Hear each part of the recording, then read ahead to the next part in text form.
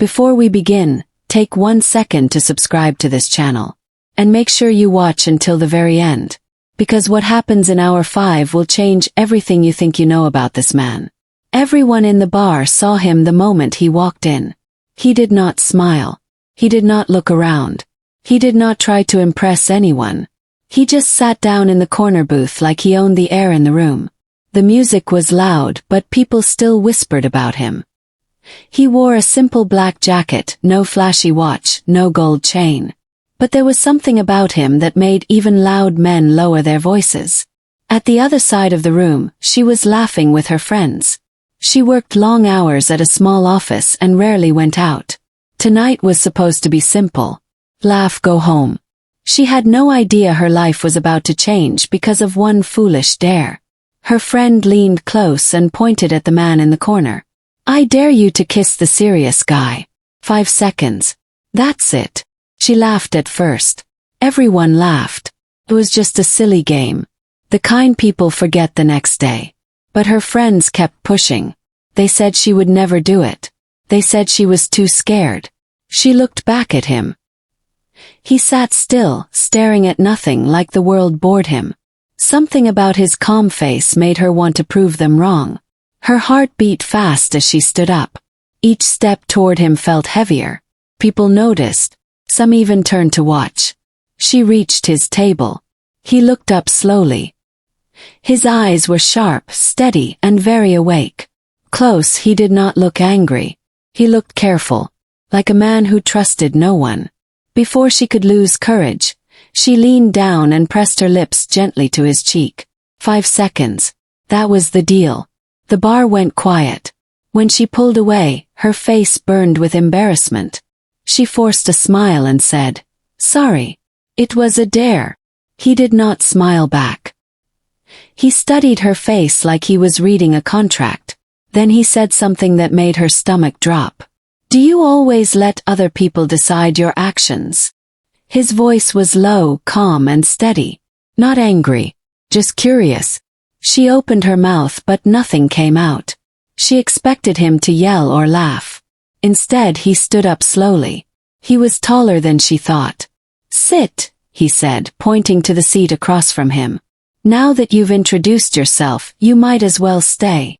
She almost walked away. Every warning in her mind told her to run back to her friends. But something in his eyes made her sit down. He did not touch her.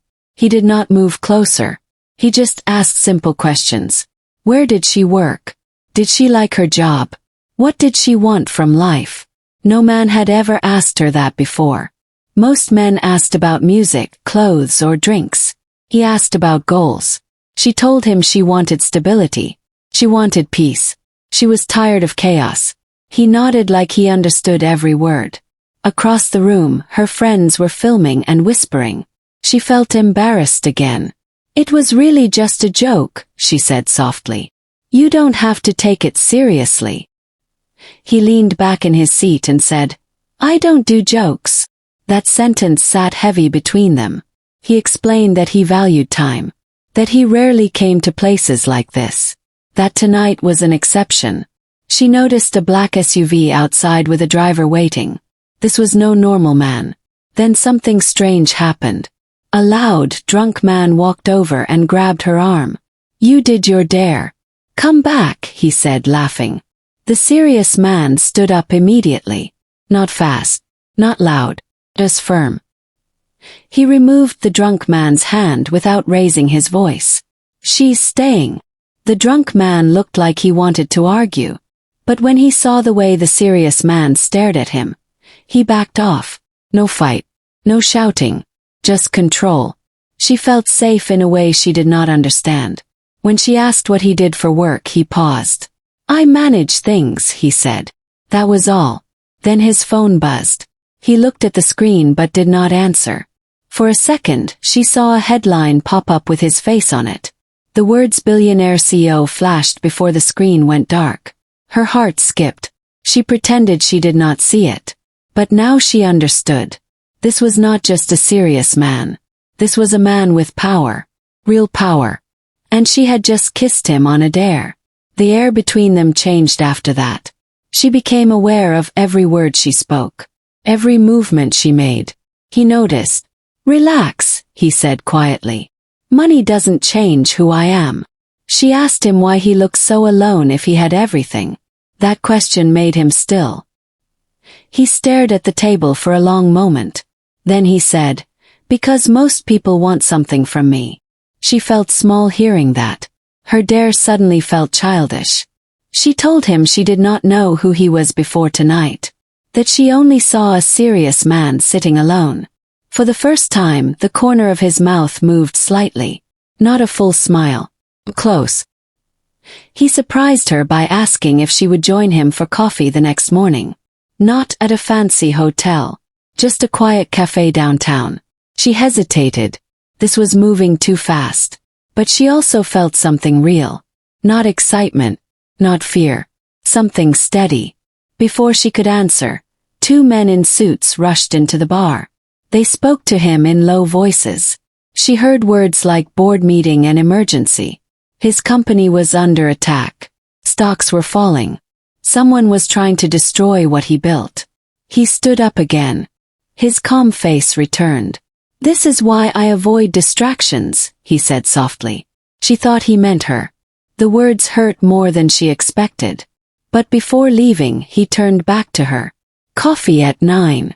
If you come, I'll know you weren't part of the noise."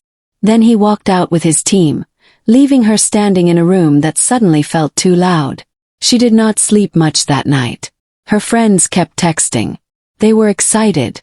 They were already dreaming about luxury trips and rich boyfriends. But she felt different. She kept thinking about what he said. "Most people want something from me."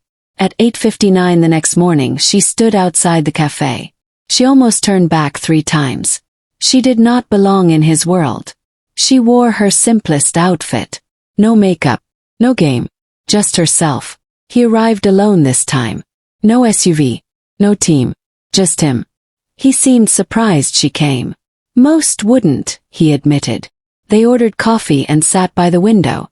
He told her about his childhood, about growing up with nothing, about working until his hands shook, about losing friends when he became successful. She listened without interrupting. No questions about money. No questions about status. Then his phone rang again. The attack on his company was worse than expected. Someone inside his circle was betraying him. He looked tired for the first time. Not weak, just human. Without thinking, she reached across the table and held his hand. Not romantic, just support. He looked at her like she had done something rare, something honest. But across the street, someone was watching them. A man in a car took pictures. And the next morning, her face was on every news site with one headline: "Mystery woman linked to billionaire CEO during corporate crisis." Her normal life exploded overnight. Reporters waited outside her apartment.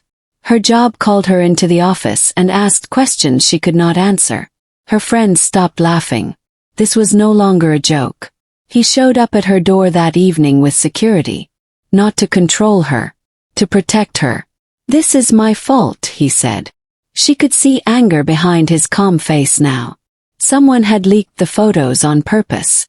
He offered to fix everything. Lawyers. Money. Protection. But she surprised him. She said, "I don't need your money. I need the truth."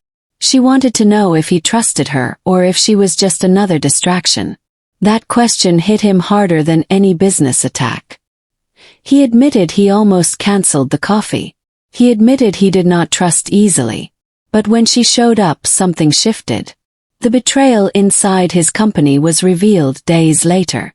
It was a senior partner trying to force him into a merger. The photos were meant to make him look reckless, weak, distracted. Instead, something unexpected happened. People saw a different side of him. Not the cold CEO. Not the serious billionaire. But a man sitting in a cafe with a woman who looked at him like he was normal.